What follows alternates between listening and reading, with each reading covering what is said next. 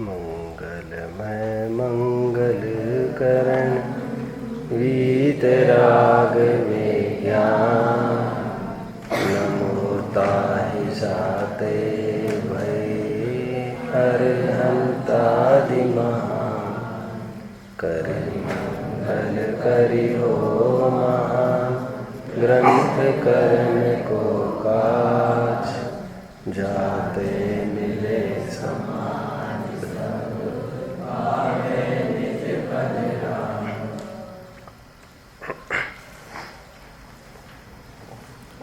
सात तत्व संबंधी भूल के अंतर्गत आश्रव संबंधी भूल। आश्रव संबंधी भूल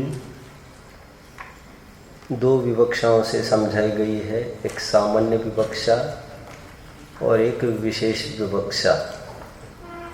सामान्य विवक्षा भी दो बिंदुओं के द्वारा समझाई गई। कल एक पहला बिंदु हमने देखा था, हिंसादि रूप पापाश्रव है, उनको हे मानता है, और अहिंसादिक जो पुण्याश्रव है उनको उपादेय मानता है। किंतु ऐसा नहीं मानना चाहिए था। दोनों को बराबर बंध हेतुत्व के कारण हे ही मानना चाहिए था। पॉइंट एक, इसी की थोड़ी चर्चा करते हैं, फिर दूसरे बिंदु की तरफ आते हैं।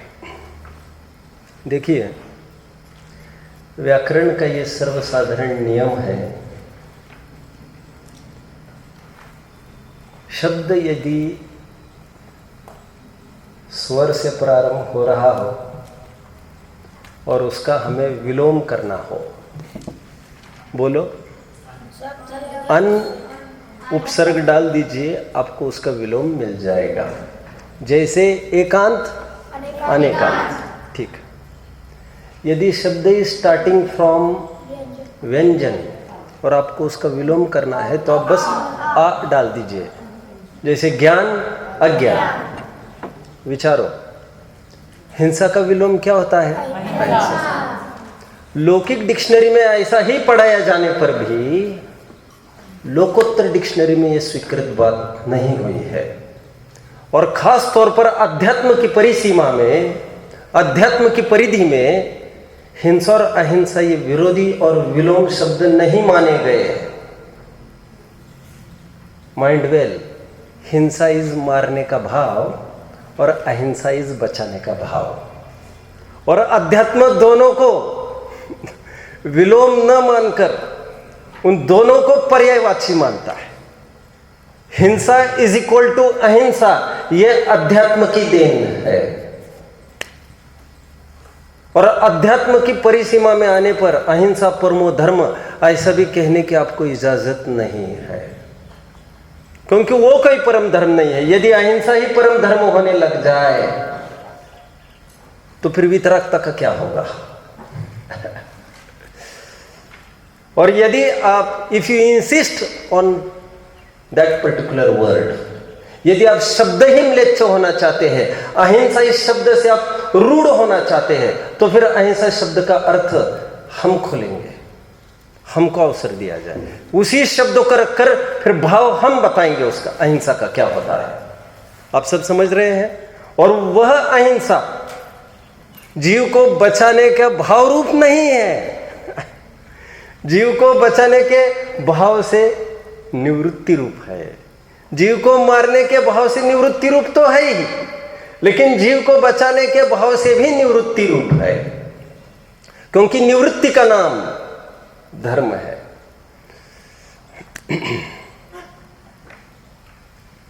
वैसे लोक में किसी को भी पूछा जाए राग का विलोम क्या है, व्याकरण में क्या बोलते हैं? द्वेष। Very good, very good. और फर्स्ट स्ट्रोक में जो बात आती है वो राइट बात आती है। अब थोड़ा अवसर देता सोचने को तो फिर आप यहाँ वहाँ हिल के फिर थोड़ा मैनिपुलेशन करके पुट अप कर देते। अथवा लोक में भी ये बात कही जाती है, तुम्हें ऐसा बर्ताव नहीं करना चाहिए उनके साथ। फिर आप एक काम करोगे, तुम जब जब भी उनको मिलोगे जाओ उनसे माफ़ी मांग के और जाओ रोज़ उनका पानी भरना, जाओ उनका रोज़ सेवा करना, जाओ अब ये करना। द्वेष से हटने का उपाय जगत में राग जोड़ने के साथ क्यों किया जाता है समझ में नहीं आता। समझ में आता है। और जब राग से हटाने की बात करते हैं तब द्वेष से क्यों जोड़ा जाता है ये समझ में नहीं आता। जबकि राग का विलोम द्वेष नहीं है, द्वेष का विलोम राग नहीं है। क्यों? काला का विलोम क्या है? बोलो मत कोई, सफेद है। काला का विलोम क्या है? काला का विलोम क्या है? सफेद। काला का विलोम क्या है? सफेद। मैंने हर एक क्लास के बच्चों को पूछ लिया पीछे तक, जबकि किसी भी डिक्शनरी में ऐसा नहीं लिखा है, क्योंकि रंग तो पांच है। फिर लाल का विलोम क्या है? ऐसे किसने विलोम बनाए हैं क्या? तो आपने ऐसा कैसे बोल दिया? काला का विलोम अकाला है। क्या है? अकाला। लाल का विलोम अलाल है। जो भी लाल नहीं है वे सब इसके विलोम है। ये जोड़ा तुमने कैसे खड़ा कर दिया काले गोरे का? द्वेष का विलोम अद्वेष, राग का विलोम अराग। जिनको राग नहीं करना है वो अराग करना ही उनकी शरण है। अध्यात्म यही कहता है। क्योंकि फिर राग किया तो राग और द्वेष विलोम जगत कहता है, लेकिन हम ऐसा नहीं कहते। हम कहते राग एंड द्वेष बोथ आर सिनोनिम्स, ये तो एकार्थवाची है। अध्यात्म ऐसा कहता है। समझ में आता है? काफी सारी बात हुई। साइकोलॉजिकली थोड़ी इस बात को समझते अभी, लॉजिकली समझते हैं। पुण्य और पाप दोनों को एक बताया गया है। जीव अजीव तत्व संबंधी भूल में तो यह भूल करता है, जीव और अजीव अलग है उनको एक मानता है, और पुण्य पाप संबंधी ये भूल करता है कि वे दोनों एक है, उनको अलग अलग मानता है। एक अच्छा और एक बुरा मानता है, जबकि पंडित जी कह रहे ऐसा नहीं है, दोनों है। समझ में आता है? अपने दो पार्ट इसके पहले चले हैं, सीमंदर पूजन और भावना बत्तीसी। हमारे सिलेबस के क्रम में मैं चल रहा हूँ। उसमें अपन ने काफ़ी हेतु दिए थे। प्रवचन सार की 74वीं गाथा का समापन आचार्य देव ने ऐसा किया था, उत्थानिका भी थी। पुण्यनाम दुख बीज हेतुत्वम उद्भावयति। क्या कहा? पुण्य में दुख के बीज का हेतुत्व सिद्ध करते हैं। फिर आगे चलते हुए दो गाथा ही आगे चल चुकी 76वीं, वहां पर निष्कर्ष पर पहुंच गए और वो इति सिद्धम, ये सिद्ध हो गया कि पुण्य पापवत पुण्यमपि दुख साधन मात्रम। क्या कहा? बोलो बोलो। पापवत पुण्यमपि दुख साधन मात्रम। पापवत पुण्य भी दुख के साधन, दुख का ही एक साधन है। बात तो वही है जो कल की भाषा में बात कर रहा था। एक धर्म की भेष में आया है, सो उसको पहचानना थोड़ा मुश्किल पड़ता है। पुण्य और पाप दोनों बराबर है, लॉजिकली सिद्ध करते हैं। फिर एक उदाहरण भी दिमाग में आ रहा है, उसको भी दिया जाएगा। देखो, किसी को मारने का भाव कैसा है कैसा? अच्छा है कि बुरा है? और बचाने का भाव कैसे है? वैसे लोक में तो बहुत अच्छा माना जाता है।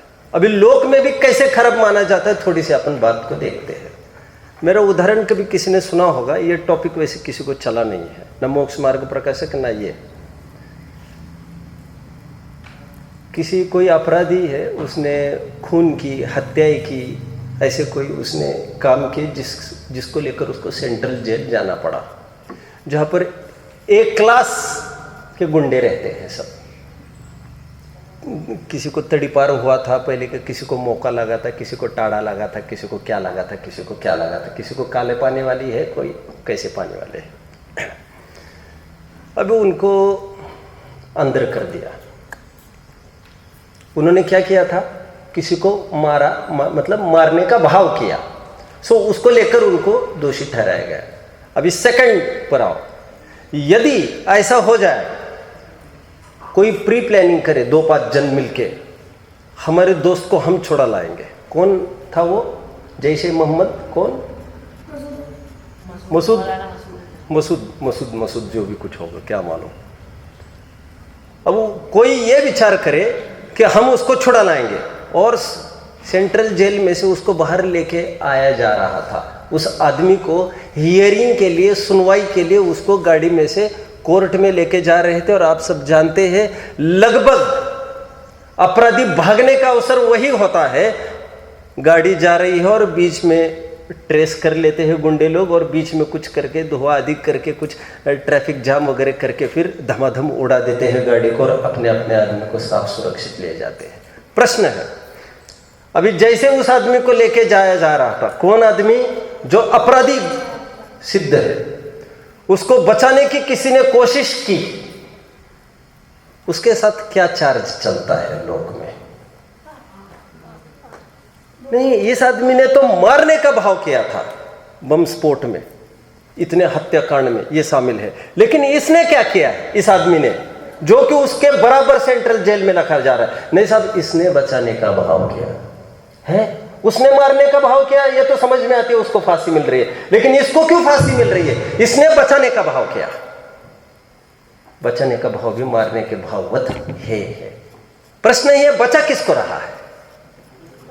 अपराधी को, और शरण जो अपराधी को दे, अपराधी को है भगवान, बराबर का हकदार है।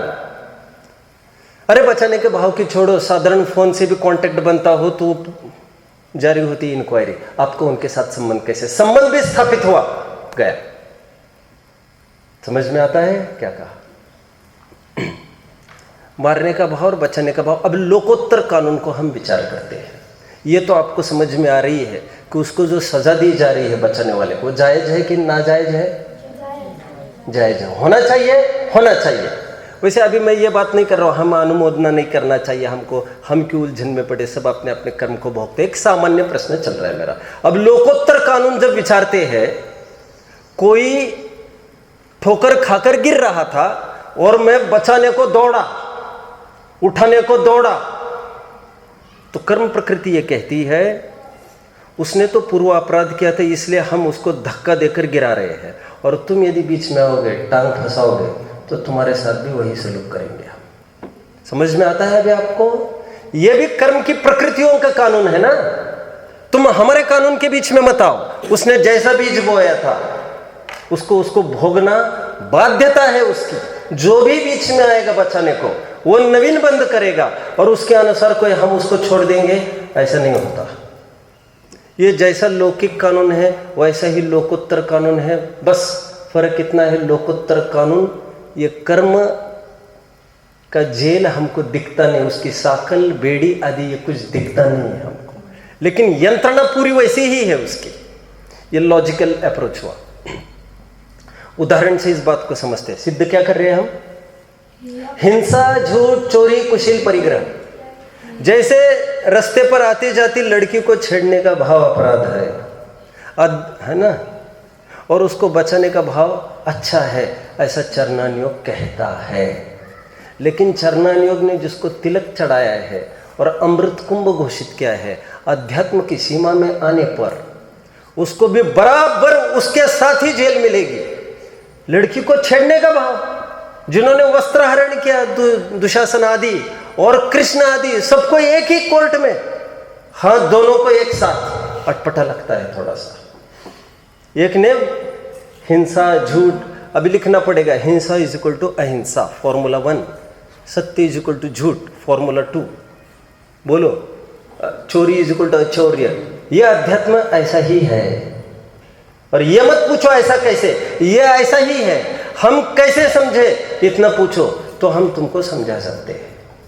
ये ऐसा कैसे बोल दिया, ये जिज्ञासा से प्रश्न उत्पन्न हो तो हम तो तुम्हें समझा सकते हैं। महात्मा गांधी जी आपकी उम्र के थे, स्कूल में गए, जाते ही टीचर ने उनको कहा खड़े रहो बेंच पर। उदाहरण सुना है? सुना है। आप लोगों ने सुना है? 11वीं वालों ने? नहीं। ठीक है, पुराना हो तो घिसा पिटा हो तो फिर उसको ज़्यादा समय की आवश्यकता नहीं रहती है।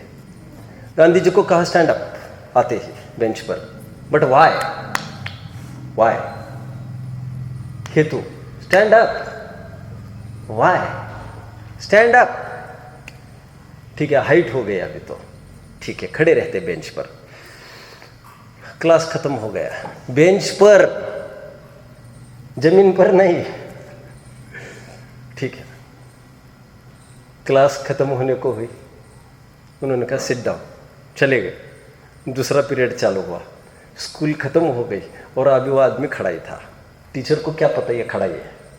प्यून बंद करने को आया, खड़े के खड़े पता चला ये बात है, तो टीचर को कहने गया। टीचर आ गए स्वयं, बोले तुम उतर सकते हो, नो तुम चले जाओ अभी घर पर। मेरी गलती बताओ, सुधार की गुंजाइश हो तो सुधार कर लेंगे।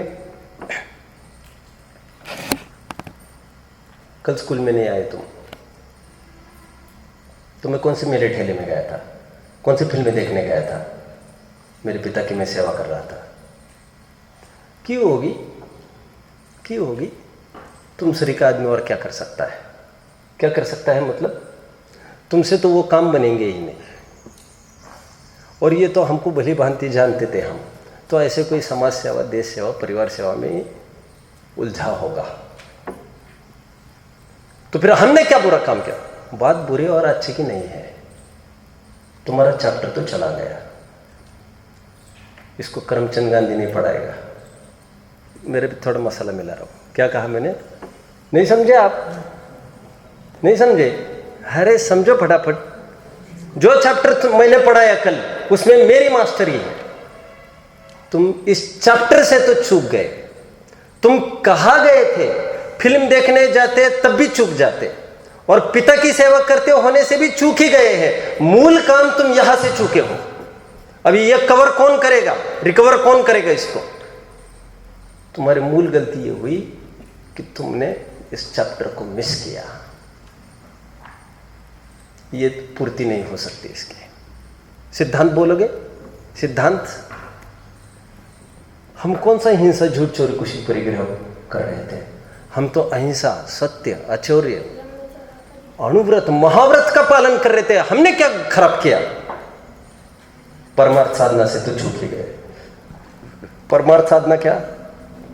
शुद्धात्मा की अनुभूति, शुद्धोपयोग की जो बात थी हमारी, उससे तो तुम दूर रहे। आचार्य उपाध्याय साधु का सामान्य स्वरूप, लाइन बोलो एक अंतिम। कषाय की मंदता के कारण, बोलो।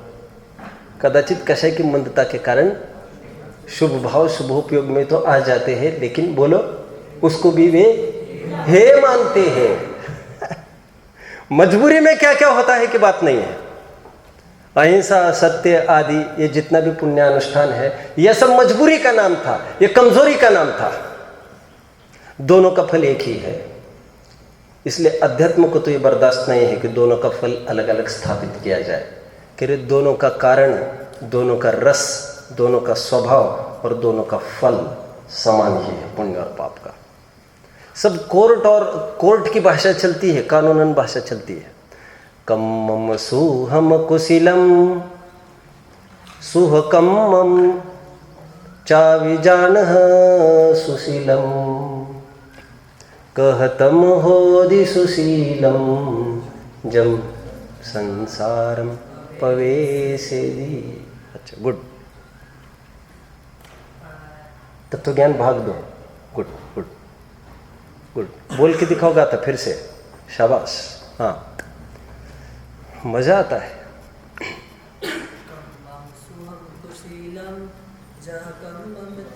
कम्मम सुहम कुशिलम, अशुभ कर्म कुशील है। सुह कम्मम चाविजानः सुशीलम, और शुभ कर्म सुशील है। ऐसा जो लोग कहते हैं, हाँ, कहतम होदि सुशीलम। ऐसा कैसे सुशील हो सकता है शुभ कर्म, जबकि दोनों का फल जम संसारम पवेसेदि। बैठो। आज से 15 वर्ष पहले की बात है। एक सहज शेयरिंग कर रहा हूं आप लोगों के साथ। किसी कारण से धर्म की रुचि बस लगी थी, किसी कारण से सोलापुर जाना बना, और ये भी नक्की था कि 4-5 दिन रहना पड़ रहा है वहाँ पर। तो सबसे पहली खोज इसकी की कि वहाँ पर जैन मंदिर कहाँ है। खोज इसकी हुई कि कुछ सुनने का कोई साधन हो सकता है क्या। तो फिर बाय चांस वहाँ पर कोई विराजमान थे, कोई मुनि, नाम लेने की कोई बात आवश्यकता नहीं है। मंच पर प्रवचन चलते समय मंच पर यह भी कभी किसी को कहा होगा, एक पीड़ा के रूप में कभी कहा होगा। मंच पर कम से कम 10-12 मुनि बैठे थे, इस तरफ से 6-7, इस तरफ से 6-7, मंच पूरा ही भरा था और बीच में धारदार स्वाध्याय था, धारदार। कंसेप्ट की बात नहीं कर रहा हूँ मैं, ज़्यादा मुझे उलझना नहीं है, लेकिन वो कुछ विषय बोले बस, और बस इशारा करके देखे एक तरफ, धड़ाधड़ गाथा बोलते थे, धड़ाधड़। फिर तुरंत बोलते थे ये इष्टोपदेश का 25वां श्लोक, धड़ाधड़। अमुक विषय बोला, बस नजर घुमाई, विषय चलो। ऐसा नहीं कि थोड़ा सोचना पड़ता है, ऐसे सिर को हाथ लगाना, और सबके सबरे के सबरे वैसे ही थे मंच पर, ऐसा चुस्त अध्ययन। हाँ ऐसा लगा पोथन्नों में से बाहर आ गया है। क्या कहा? पोथन्नों में से, ये पुस्तकों में से बाहर आ तो गया है, और कम से कम यहाँ कहीं तो आए। फिर यहाँ आना तो है ही लक्ष्य अपने सबका। ठीक है, प्रश्न खड़ा किया समय सार में, यदि शुभ कर्म अशुभ कर्म कुशील है, शुभ कर्म सुशील है, ऐसा कोई कहता है तो हमारा ये सिंपल लॉजिक है, आपने उसको सुशील कैसे कहा जबकि उसका भी फल कहतम होदि सुशीलम जम संसारम पवेसेति। वो भी 33 सागर भेजता है, 31 सागर तो ये भी भेजता है। आप समझ रहे ना, 32-33 की बात नहीं करी मैंने क्योंकि पंच परावर्तन में उनका काम नहीं। सागरों तक ये रुलाता है तो सागरों तक वो रुलाता है, और तो और हालत खराब है।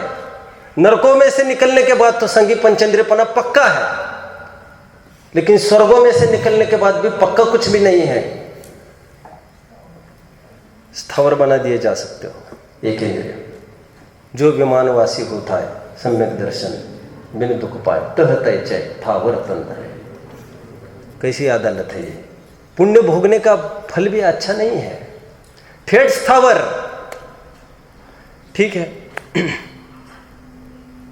सोवण्यम पिणियलम बंधदि कालाय संपिजः पुरिसम बंधदि एवं जीवम सोहम सोहम वा कदम कम्मम। शुभ हो अशुभ हो ये तो दोनों कर्म है।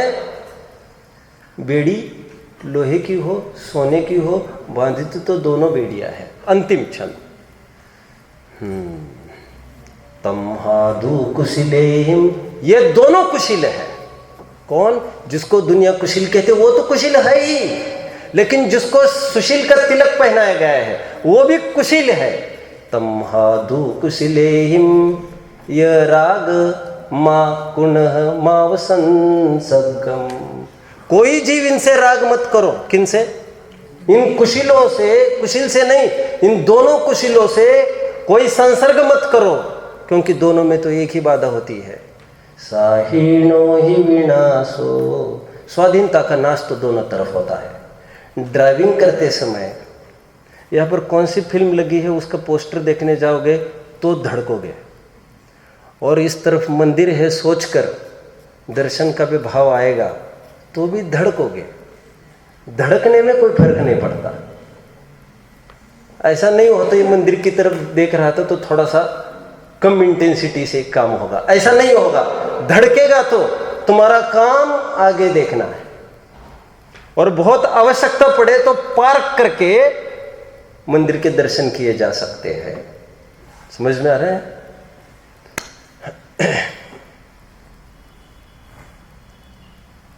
वितराग रूपी महामंत्र के द्वारा इन शुभाशुभ रूपी निशाचर को मैंने कीलित कर दिया है। ये दोनों को एक बताया गया है। इसलिए पुण्य पाप एकत्व द्वार ऐसा लिखा गया। बनारसी दास जी ने क्या नाम दिया पुण्य पाप अधिकार का? पुण्य पाप एकत्व द्वार। पाप और पुण्य में कोई फर्क नहीं पड़ता। इसलिए महात्मा गांधी जी को कहना पड़ा कि जहाँ पर सभी धर्म खत्म होते हैं वहाँ पर जैन धर्म प्रारंभ होता है। सभी धर्म वहाँ खत्म होते कहाँ पर? पुण्य उपादेय है कहते कहते। दया सरिस धर्म नहीं भाई, पर हित सम क्या है? वो दया करो तो तुम्हारा अच्छा होगा, पर हित सरिस धर्म नहीं भाई।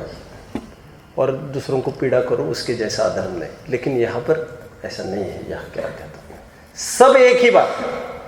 अटपटा लगता है दुनिया को, इसलिए रुचती नहीं है, लेकिन वस्तु स्वरूप ऐसा ही है। आत्मा का आश्रय करने के अलावा कुछ भी काम करे वो सब त्याज्य है। विष्णु कुमार ने कैसे पद को छोड़कर, काम तो कोई खराब नहीं किया, क्या कहा? लेकिन काम खराब किया कि अच्छा किया, यह पद निश्चित करता है। हल्के पद वाला करता तो चलता, अपना मुनि पद त्याग कर इतना हल्का काम करना यह ठीक नहीं है। और तो और इसीलिए किसी और का मुनिपना संकट में है, इसलिए हमारा मुनिपना दांव पर लगाकर हम उसकी रक्षा करें, यह तो कोई समझदारी नहीं। उत्तम अट्ठमादा, सबसे महत्वपूर्ण व्यक्ति हमारे लिए हम ही हैं। और किसी का काम कौन कर सकता है कौन नहीं कर सकता है इसमें ऊहापोह हो सकता है, लेकिन हमारा काम तो हमारे सिवा कोई नहीं कर सकता। पॉइंट 1 कंप्लीट हुआ। रिपीट करो पॉइंट 1, रिपीट। जो पुण्य जो पाप है मतलब वो तो हे है, और जो पुण्य है वो उपाद है। ऐसा हिंसा आदि रूप पापाश्रव को हे मानता है, ये तो कोई गलती नहीं है। लेकिन अहिंसा रूप पुण्याश्रव को उपादेय मानता है, जबकि ऐसा नहीं मानना चाहिए। उसको दोनों को एक पाले में ही डालना चाहिए।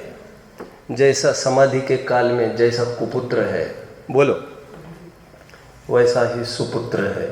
ब्रह्मचारियों को जैसे पराई स्त्री है वैसे ही स्वस्त्री है। उपवास वाले को जैसे अभक्ष है वैसे ही भक्ष है। रिपीट करेगा कोई बात को? ऋषभ रिपीट करो, रिपीट करो। हाँ बोलो। मतलब समान है, मतलब मैं हमेशा और एक बात कहता रहूं, कुशील और मुनि में कुछ भी अंतर नहीं है। कुशीली और मुनि में कुछ भी अंतर नहीं है। अच्छे से समझना बात को। स्यात पद लगाए बिना, ये थर्मोमीटर लगाए बिना कुछ भी बात को ग्रहण नहीं करना। कुशीली और मुनि में कुछ भी अंतर नहीं। कैसे? कुशीली भी स्वस्त्री और परस्त्री को समान मानता है, मुनि भी स्वस्त्री परस्त्री को समान मानते हैं। फर्क जमीन आसमान का तो है ही।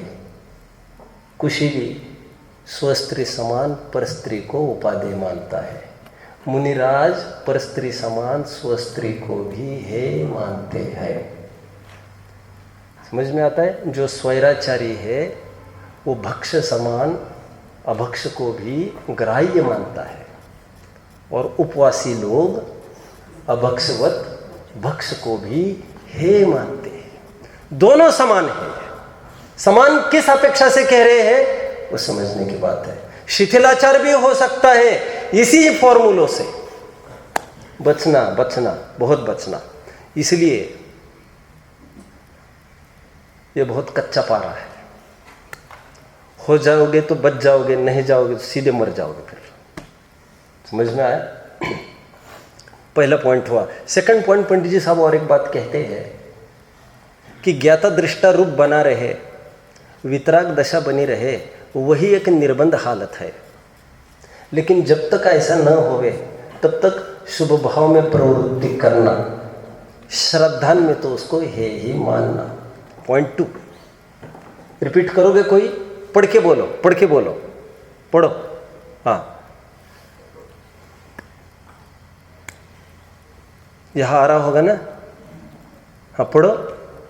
जहाँ वितराग होकर ज्ञाता दृष्टा रूप रहे वहाँ निर्बंध है, वही बराबर। उपादेय है। बराबर। उनकी तरफ उपादेय की तरफ उपादेय उनकी तरफ लक्ष्य बाह्य जीव हिंसा और इंद्रिय मन के विषय है, ये नहीं चल रहा है। ये बदल गए हैं।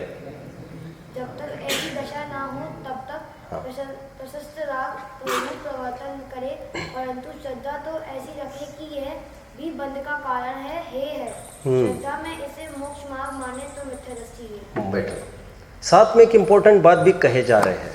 पुण्य और पाप दोनों समान होते हुए भी श्रद्धा की तुला पर इतना ध्यान जरूर रखना, जब तक ज्ञाता दृष्टा रूप प्रवृत्ति ना होवे तब तक कथमचित केशामचित सह अपि प्रयोजनवान।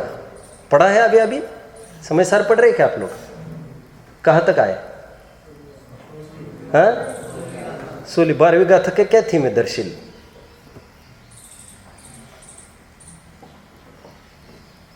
अनिमेश, 12वीं गाथा का क्या थीम है? उत्थानी का क्या है?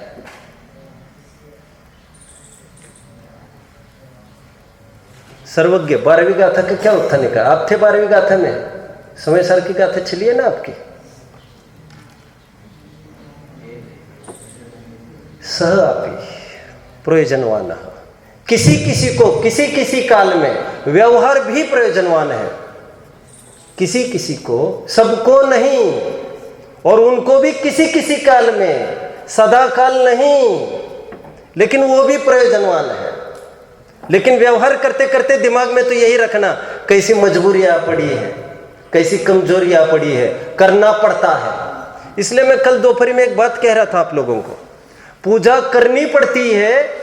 जिसको धर्म में अरुचि है उनको तो पूजा करनी पड़ती है, लेकिन खेलना नहीं पड़ता। लेकिन ज्ञानियों को भी पूजा करनी पड़ती है, स्वाध्याय भी करना पड़ता है। समझ में आता है?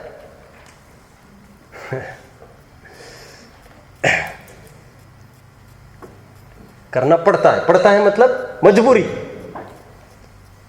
भगवान के पास आते हैं, कल भी बात आई थी, जो मजबूरी की बात है। कल एक उदाहरण दिया था, जब चारुदत्त वेश्या के पास अंदर चला गया था, वेश्या ने उसको निष्क्रिय देखा, तो वेश्या ने चारुदत्त को उल्हाना देते हुए कहा, तो फिर काय के लिए आया मेरे पास?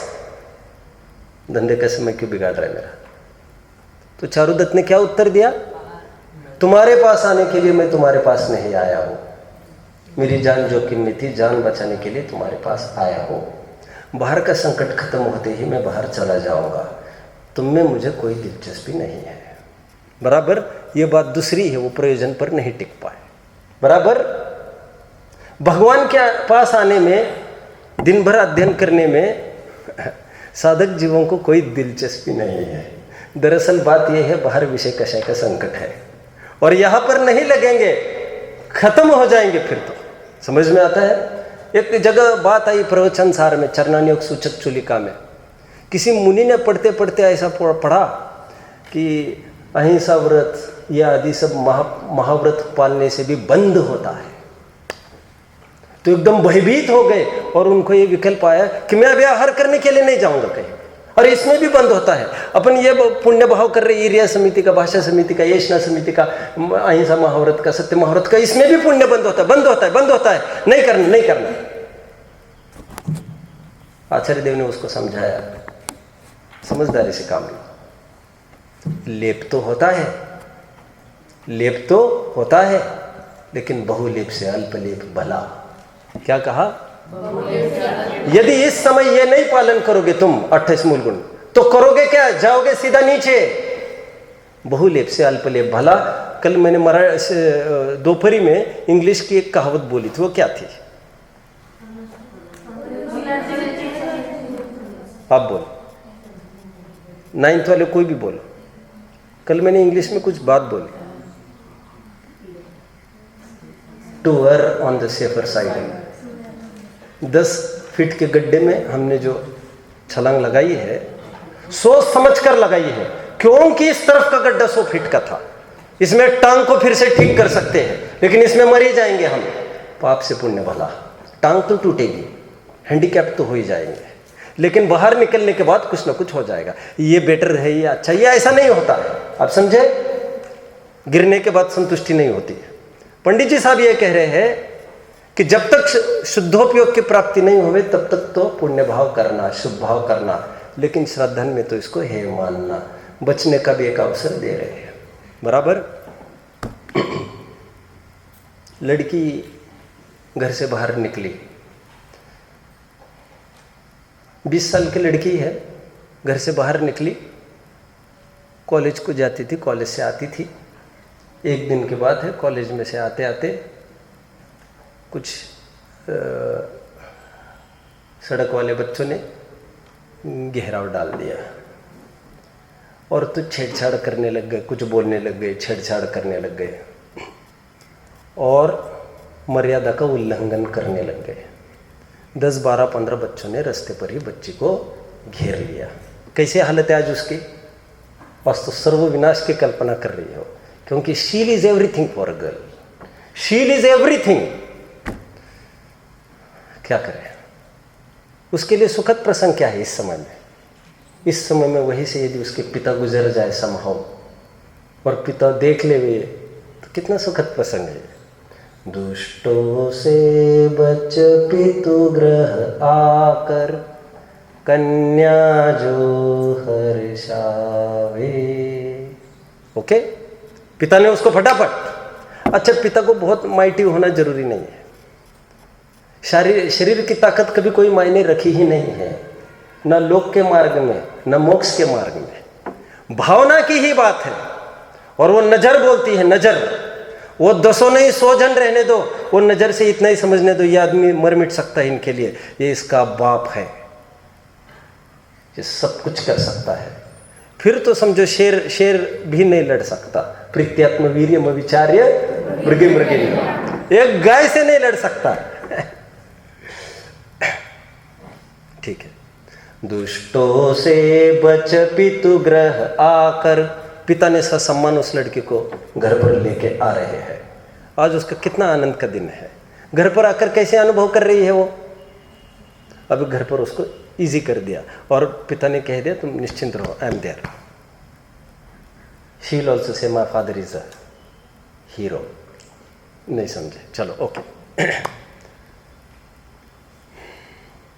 दुष्टों से बच पितु ग्रह आकर, कन्या जो हर्षावे, पितु भी उसको धूम धाम से निज घर में पहुंचाए। द सेम डे पिता बैठे एक जगह कोने में जाकर, and he was thinking something. अभी तो संकट से टल गए हैं, संकट तो अभी टल गया है, लेकिन ऐसी रोजाना की अभी ये वारदातें, ऐसी बातें ऐसी रोजाना हो सकती है। ये बहुत सुरक्षित स्थान नहीं है। अभी मैं ये समझता हूँ कि तुम्हारे हाथ पीले किए जाने चाहिए, क्योंकि वहाँ पर जाने के बाद फिर तुम्हें कभी भी खतरा नहीं होगा। यहाँ पर जब तक मेरे साथ हो तब तक खतरे की आशंका तो रोजाना बनी रहेगी। एक ऐसा सुरक्षित स्थान वो आ जाएगा तुम्हारे पास, तो फिर कोई दुनिया की ताकत तुम्हें परेशान नहीं करेगी। तो पिता ने क्या किया? समझदार पिता क्या करता है? ये टाइमली रिलीफ है। क्या कहा? This is first aid. सांप काटने पर तुरंत तो इतना करना, फटाफट उठाना और अस्पताल में तुरंत लेके जाना, ये नहीं सोचना दिस इज ऑल नाउ। ये फर्स्ट एड है, तात्कालिक उपाय किया है। शाश्वत उपाय, ससुराल भेज दो लड़की को। क्या है आगे? कोई बोलेगा? जग से तृषित, क्या है? जग से आगे, दुष्टों से बच पितु ग्रह आकर, कन्या जो हर्षावे, पितु भी उसको धूम धाम से निज घर में पहुँचाए। जग से त्रसित शरण त्यो आया। क्या कहा? यह सब कोलाहल से बचने के लिए, मैं थोड़ा सुकून पाने के लिए धर्मी धर्मायतान विद्वान है उनके संपर्क में थोड़ी देर जाकर बैठती तो सुकून आता है। बीवी बच्चों के पास बैठने की अपेक्षा तो अच्छा लगता है। क्या कहा अभी? क्या लाइन कही? हाँ, बोलो बोलो। जग से त्रसित शरण त्यो आया, प्रभु शुभपुर पहुंचाओ। But this is timely relief. ऐसा नहीं कि यहां पर सब काम हो जाएगा तुम्हारा। वे ठिकाने लग गए हैं, कुछ नहीं होता ऐसा। ये भी दुखदाई है, ये भी पराधीन है, ये कर्माधीन है। गौतम का तब तक काम नहीं हुआ। कब तक? जब तक महावीर सामने थे तब तक काम नहीं हो सका। महावीर गए, गौतम को एक रास्ता मिल गया, क्योंकि और भी एक रास्ता खुला था जो इनके होने के कारण नहीं दिख रहा था। समझ में आता है? और जिनको बाप नहीं होता है, ऐसा माना जाता है, जिनको माँ बाप नहीं होता है ना, या दोनों में से एक, उनके सुधार की गुंजाइश बहुत ही कम रहती है। लेकिन असाधारण व्यक्तित्व के धनी, जिनको माँ बाप की छत्र छाया नहीं होती है, वे कुछ एक्स्ट्रॉर्डिनरी ही होते हैं। वे साधारण माँ बाप वाले वैसे नहीं हो सकते। समझ में आता है? क्योंकि जिनके ऊपर कुछ छत्र छाया नहीं है, वे स्वयं इतने गंभीर होते हैं, अप्स एंड डाउन स्वयं देख लेते हैं। और बाप की छत्र छाया में बैठकर पापा पापा पापा पापा, अब ऐसे तो कब तक काम चलेगा? मैं क्यों कह रहा हूँ ये? ऐसे क्यों कह रहा हूँ? जिनके छत्र छाया पर भगवान है, वे नेचुरल अपना काम नहीं कर सकते। मैंने ये भी उदाहरण कभी दिया होगा आपको, जब एग्ज़ाम हमारी चलती थी, आज भी याद आता है, ऐसे 3 घंटे के बीच में कोई टॉयलेट के लिए कभी नहीं जाता था। ये तो ट्रेंड नया सब देखने में मिलता है, बीच में पानी वानी पीना, ये सब 3 घंटा धमाधम अपना लिखना चालू करते थे। अक्सर ये होता था एग्ज़ाम के टाइम में, हम लोग जैसे हमारे जोसेफ सर को बहुत भगवान से कम नहीं देखते थे हम अपने टीचर्स को, और ख़ास तौर पर जिनके जीवन में विशेष एथिक्स और मॉरल्स हमने देखे, जो खून की एक एक बूंद लगा सकता है, उनके प्रति तो हम बहुत डरते थे। और डर ऐसा नहीं कि गहना वाला डर कभी नहीं रहा, हमको रिस्पेक्ट रहती थी। अब वो होता यह था, जब भी एग्ज़ाम लिखने को हुए, वो सामने आकर खड़े रहते थे वहाँ पर, और मेरे ही सामने बड़ी आपत्ति खड़ी होती थी, मैं अनईजी हो जाता था, पेपर ही नहीं लिख सकता था। हम इतना रिस्पेक्ट करते थे उनको। एक पेपर बिगड़ा, 2 पेपर बिगड़ा, वो दरअसल ये देखने आते थे मैं थर्ड टॉप रहा लाइफ में, तो अब वो ये देखते थे ये कैसे पेपर लिख रहा है, ये कैसा लिख रहा है। उनको अट्रैक्शन मेरा है, और मेरा एक प्रोग्रेस हैम्पर हो जाता था वे सामने रहते। 1 पेपर बिगड़े, 2 पेपर बिगड़ा, लेकिन मैंने बुद्धि से सोचा कुछ ना कुछ सॉल्यूशन तो करना ही पड़ेगा, ऐसे थोड़ी चलेगा। हमको कहीं ना कहीं उनका आदर सम्मान गौन करना पड़ेगा। टीचर होंगे, बट अपना मूल काम करते समय कुछ भी नहीं दिखना चाहिए हमको। समझ में आता है? और कुछ दिखा तो अब प्रोग्रेस नहीं कर सकेंगे। मन में ठान लिया, फिर कौन आ रहा है, कौन जा रहा है, कौन जा रहा है, धमा, फिर आदर सम्मान गया। ये सब इसके लिए था। फिर कभी ऐसी भी नौबत आई, कभी बहुत प्यास लगी तो पानी भी उन्होंने ही पिलाया। और ऐसे गुरुजन से पानी पीना तो हम तो ये फटाफट पी लो, पेपर लिखना है। तब छने का कोई वांदा ही नहीं था। समझ में आता है? तब तो जैन थोड़ी थे आपने, कुछ ऐसे नॉर्मल लाइफ था। नॉर्मल मीन्स एबनॉर्मल लाइफ था।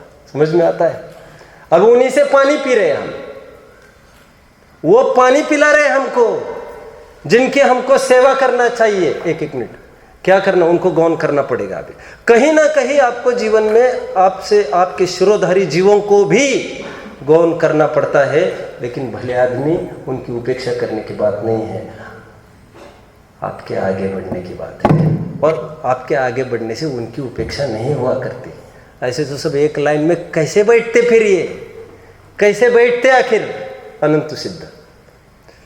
टोडरमल जी कहते हैं, शुभ भाव में प्रवृत्ति करना, देवशास्त्र गुरु में समय लगाना, लेकिन वहीं पर संतुष्ट नहीं होना, आगे बढ़ना है, ये ध्यान रखना। सेकंड, थर्ड विशेष बात चालू हो रही है। मेरा समय है 2-5 मिनट में, इसमें भी कुछ लूँगा, दोपहर में कंटिन्यूएशन में चलेगा। विशेष बात चल रही है अभी। आश्रव तत्व संबंधी भूल का सामान्य कथन 2 बिंदुओं में पूरा करके एक विशेष कथन प्रारंभ होने जा रहा है। यहाँ पर पंडित जी साहब ये कहते हैं, आश्रव 4 कारणों से होता है। मिथ्या दर्शन, अविरति, कषाय योग। अपनी काफ़ी चर्चा चली है इस पर। शुभम, क्या अपेक्षा इसकी? मैंने कुछ बोला था, बोलो, फोकस। हाँ, बोलो। तत्वर सूत्र की टोन आश्रव के 5 कारण कहने की रही है। मिथ्या दर्शन, अविरति, प्रमाद, कषाय योग। समय सार की टोन आश्रव के 4 प्रत्यय, 4 कारण कहने की रही है। मिथ्या दर्शन, अविरति, कषाय योग। ये भिन्नता हमको स्पष्ट ख्याल में आती है। इससे निष्कर्ष क्या पहुंचे थे हम? टोडरमल जी का बारीकाई से एक एक विषय का अध्ययन होने पर भी उन पर समय सार कितना हावी था उसका यह प्रमाण है। और कई जगह ऐसा ख्याल में आता है, तत्व और सूत्र और समय सार की दोनों की विवक्षा सामने होने पर भी समय सार की विवक्षा को ले लेते हैं।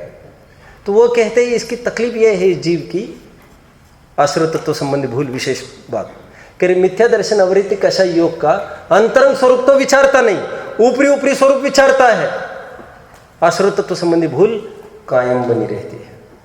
जैसे फॉर एग्जाम्पल मिथ्या दर्शन को लेते हैं, देवशास्त्र गुरु का सावधान बराबर करता है और यह भी मानता है हम मिथ्यात्व नहीं है, और यहां पर थर्मोमीटर में अभी भी पक्का मिथ्या तो झलकता है, और उसको यह नहीं समझ में आता हम मिथ्यात्व कैसे हो गए भला। तो पंडित जी साहब कहते देवशास्त्र गुरु का तो तुमने पक्का कर लिया, लेकिन आत्मा को आत्मा रूप जानना ये तो तुमने किया नहीं, मिथ्यात्व का अंतरंग स्वरूप नहीं जानता। इस प्रकार अविरति कषाय योग की चर्चा भी है, उसको हम दोपहर में लेंगे। ओम नमः।